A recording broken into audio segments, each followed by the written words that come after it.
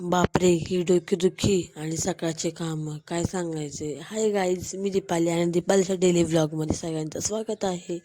ही झाली ती आपली सूरज दादासोबत मॉर्निंग एकदम गुड.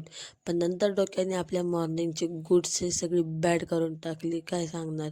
पिऊचा डब्बा झाल्यानंतर स्वतः पण नाश्ता करून घेतला. नाश्त्याने पोट नाही भरलं म्हणून मॅगी पण करून घेतली. आणि मॅगी साधी नाही बरं का, मस्त शेजवानवाली केली होती. शेजवान काय, रात्रीची शेजवान चटणी होती. तिचीच मॅगीमध्ये टाकून त्याची शेजवान चटणीची शेजवान मॅगी करून घेतली. मॅगी होती त्याच्यावर पटकन गोधड्या वगैरे ठेवून घेतल्या आणि इकडं गरमागरम मॅगी खायला घेतली. पण ती काय मला पचली नाही, कारण की ती खाल्ल्यानंतर जे डोकं उठलं माझं, तर काय शांत व्हायचं नावच घेत नव्हतं. मॅगी खाऊन थोडासा आराम करून मी गेले ते मम्मीकडं. तिकडं आली ती माझ्या मामाची मुलगी, सो तिच्याशी थोडीशी मस्ती करून घेतली. तिला म्हटलं चल बाई तुझी व्हिडिओ काढते मी. पण कसलं काय, तिला हसूच आवरत नव्हतं. हसूनच जाम झाली. म्हटलं जाऊ दे बाई, तुझं हसणं चालू दे, तू काय लवकर आवरत नसते. घरी आले 4 वाजता. चहा बिस्किट खाल्लं. स्वयंपाक तर आपला ऑलरेडी झालेला होता.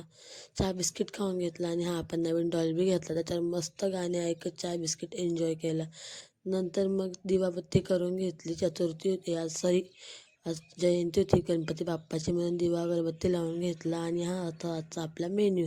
डाळ भात, बटाट्याची माझी फेवरेटवाली भाजी. पटापटा कामावरून घेतले, कारण मम्मीकडे जायचं होतं हळदी कुंकाला.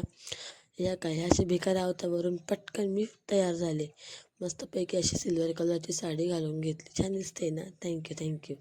मग तिकडे नगरसेविका आल्या तर मम्मीने त्यांना ओवाळून घेतलं. माझी तर काय भेट झालीच नाही, कारण रुद्र घरी उठला होता तर पटकन घरी यावं लागलं. बघा कसा बघतोय मी आल्यावर, 1 मिनटं पण राहत नाही आता हा पोरगा बरं का, लय शहाणा झाला आहे.